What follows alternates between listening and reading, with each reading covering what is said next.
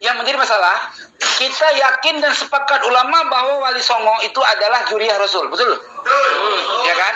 Cuma dari mana nanti jalannya? Ya seperti kakek saya ulas sikit ya, boleh ya? Sikit aja, cuma 5 menit lagi, nggak lama. Saya punya kakek Said Ahmad Al-Kushashi. Ya. Ikhtilaf dia punya isbat nasab. Satu ahli ilmu mengatakan jalur Imam Zaid, kedua jalur Imam Ja'far As-Sadiq, punya anak Imam Muhammad, ya, punya anak Imam Ahmad Asy-Sya'rani. Jadi ya, jadi ketemunya dari Imam Ahmad Asy-Sya'rani. Itu jalur. Boleh berbeda. Sekarang saya mau ngambil mana? Saya suka ngambil Imam Zaid. Sah aja, ada data. Gitu kan? Oh, saya kulihat yang lebih ngetren itu pakai kitab Mutabar yang dulu-dulu Imam Sya'rani. Sahaja yang jelas saya dari kesepakatan mau dari Ahmad Asy-Sya'rani ke mau dari Imam Zaid, saya tetap cucunya Imam Husain. Gitu. Bismillahirrahmanirrahim. Allahumma sholli ala sayyidina Muhammadin wa ala alihi wa sahbihi ajma'in, amma ba'du. Ja'alanallahu ayyakum min ahlil khairi was sa'ada fid dini wad dunya wal akhirah. Amin. Allahumma amin. Semoga Allah jadikan kita orang-orang yang beruntung di dunia, berbahagia di akhirat. Allah beri kita kemudahan dalam semua urusan kita fid dini wad dunya wal akhirah. Amin. Allahumma amin.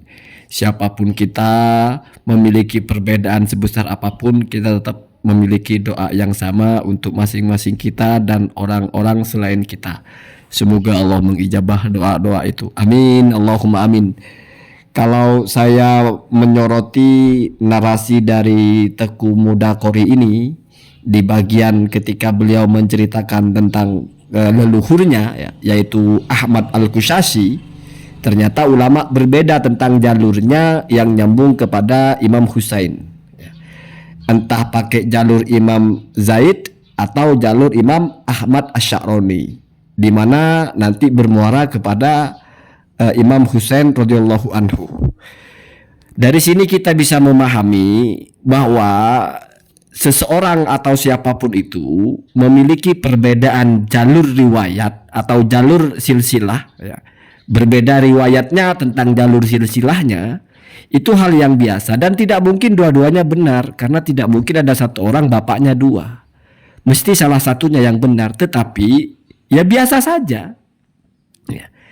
Artinya tidak perlu heboh. Begitu juga tentang Wali Songo, tentang sunan ini sunan itu, ada yang bilang jalurnya ke sini, ada yang bilang jalurnya ke situ. Biasa saja.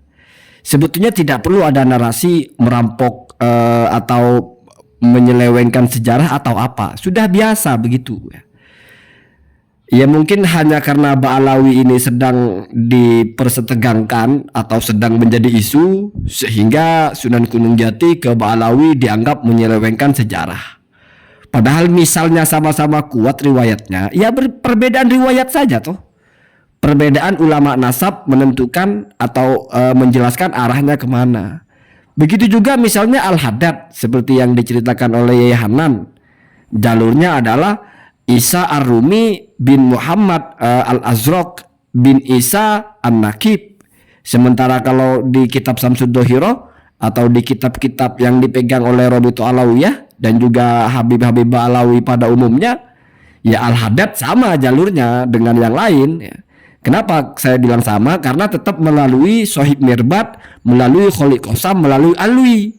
Dan itu Alwi ke atasnya adalah Ubaidillah bin Ahmad Al-Muhajir. Jadi ini tidak perlu dinarasikan membelokkan sejarah atau memanipulasi sejarah. Enggak. Toh manuskripnya ada, datanya ada. Tinggal diadu mana yang paling kuat. Karena faktanya memang hal itu biasa terjadi. Kenapa? Karena ini bicara nasab yang sudah jauh sekali. Maka benar kata Yai Said Akil Siraj itu, ini masalah ijtihadiyah. Kalau masalah ijtihadiyah, artinya masing-masing punya ijtihad. Walaupun memang tidak mungkin benar dua-duanya, mungkin itu perbedaannya dengan masalah hukum-hukum dalam fikih. Misalnya hukum kunut, ada yang bilang sunnah, ada yang bilang tidak, itu bisa saja benar dua-duanya, sama-sama punya dalil. Tetapi kalau dalam masalah nasab tidak mungkin benar dua-duanya. Tetapi kita tidak tahu hakikatul amrihnya, tidak tahu. Jadi dalam kehidupan itu ada yang hakikatul amrihnya atau nafsul amrih, kita tidak tahu yang mana. Sehingga berbeda walaupun pasti cuma satu. Maman itu tidak mungkin anaknya Mukidi sekaligus anaknya Mimin, anak kandung maksudnya. Mesti nasabnya kalau nggak ke Mukidi ke Mimin. Tidak mungkin dua-duanya benar. Tetapi kalau dua-duanya sama-sama punya kekuatan hujah, sama-sama punya kekuatan kitab, ya bagaimana lagi? Itulah mengapa saya bilang bahwa ini ijtihadiyah, ini zon. Mau ulama yang menulis itu sezaman atau tidak mesti, tidak mungkin berbeda.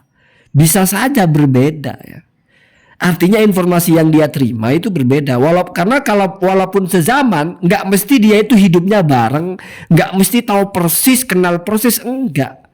Bisa jadi sezaman tapi dengar dari orang, beritanya tidak sama. Dan itu biasa, ulama nasab menulis ya seperti itu ya biasa. Makanya kalau kamu baca-baca kitab ulama nasab, itu sudah sejak dulu itu ada ikhtilafah. Ulama berbeda pendapat. Ada yang mengatakan, misalnya contoh kasus Muhammad Nafsus Zakiyah, itu perbedaannya luar biasa. Ada yang mengatakan anaknya 4, ada yang mengatakan 5, ada yang mengatakan 6. Bahkan yang mengatakan 6 ini namanya tidak sama, ada satu nama yang beda. Berarti di total semua nama yang terdaftar sebagai putra dari Nafsus Zakiyah itu ada 7. Versi yang 4, versi yang 5, versi yang 6. Itu total namanya 7. Kenapa? Karena 6 yang terakhir itu ada satu nama yang namanya lain.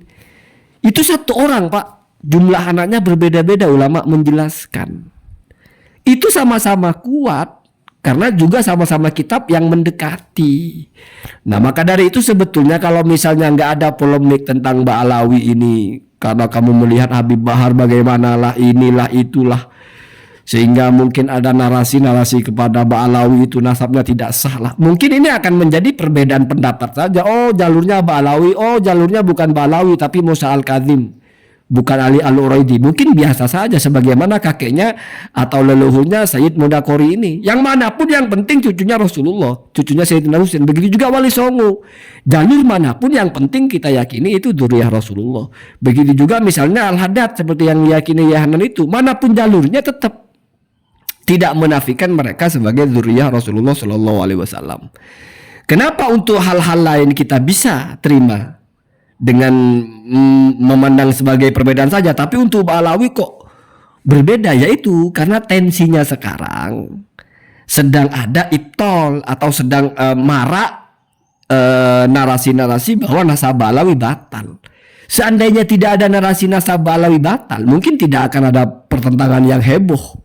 Apakah Sunan Gunung Jati itu ke Ba'alawi atau bukan? Seandainya sama-sama dianggap sah gitu, mungkin tidak akan ada perdebatan. Ya biasa-biasa saja ya.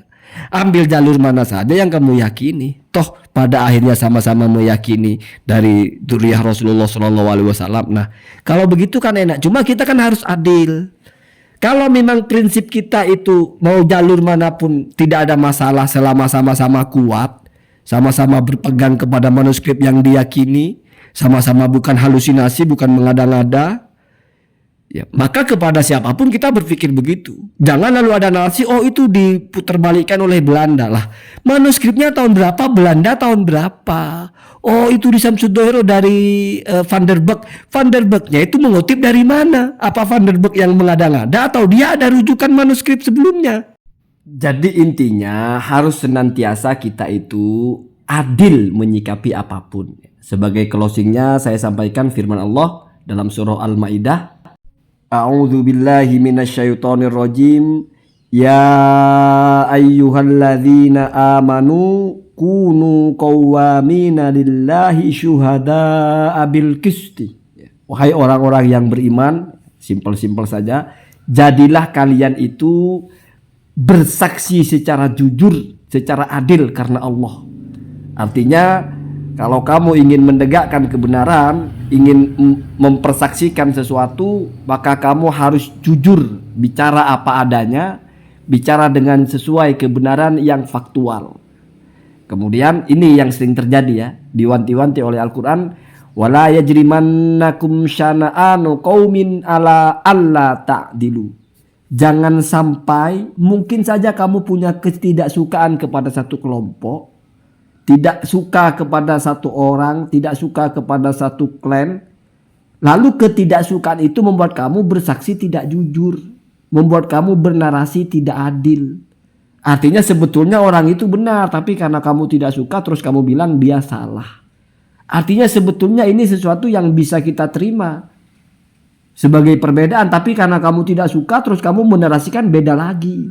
Sikap kamu berbeda karena ada kebencian. Nah, itu tidak boleh ya, dilarang oleh Al-Quran ya. Tetap harus prinsipnya jelas. Bicara apa adanya, jujur ya. Masalah ada perdebatan gak selesai, ya biasa namanya, memang tidak mungkin dua-duanya benar, akan selalu ada perdebatan. Cuma jangan ada narasi yang berlebihan. Sebagaimana ketika kita melihat orang lain berbeda, karena kita tidak punya kebencian kepada dua kelompok itu, maka kita santai saja. Tapi karena kelompok Balawi kita tidak suka, lalu kita narasinya lebay. Nggak boleh, itu namanya tidak adil kita. Kemudian ya'dilu huwa aqrabu littaqwa wattaqullaha innallaha khabirum bima ta'malun. Bersikaplah adil karena itu lebih dekat dengan ketakwaan. Dan takutlah atau bertakwalah kalian kepada Allah, sesungguhnya Allah itu maha tahu apa yang kalian kerjakan. Jadi ini prinsip ya, prinsip. Kalau kamu mau berbicara tentang sesuatu, maka bicara secara presisi, adil. Tidak ada narasi-narasi yang berangkat dari kebencian sehingga bahasa kamu itu tidak sesuai kenyataan. Atau kamu sehingga menerapkan kebijaksanaan yang tidak sama. Atau ambigu. Kalau menyikapi dua hal yang bertentangan, walaupun karena kamu tidak punya urusan apa-apa, kamu bisa hargai dua-duanya. Ya mungkin benar, ya biasa perbedaan. Tapi ketika yang lain, karena satu kelompok dari yang berbeda itu kamu tidak suka, kamu mengecam-ngecam sebegitunya, padahal sama-sama perbedaan. Allahumma hadina ahdas sabil.